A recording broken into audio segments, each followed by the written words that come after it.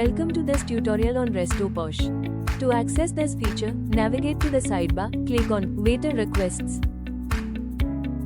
As you can see right now, there are no active waiter requests in either area.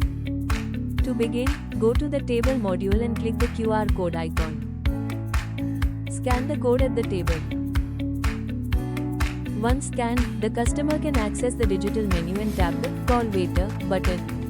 When they do, the request will instantly appear in the system under the corresponding area, such as sitting 1 or sitting 2. And that's it. With the waiter request feature in Restro POS, you can ensure timely service, reduce customer wait time, and keep your team more responsive.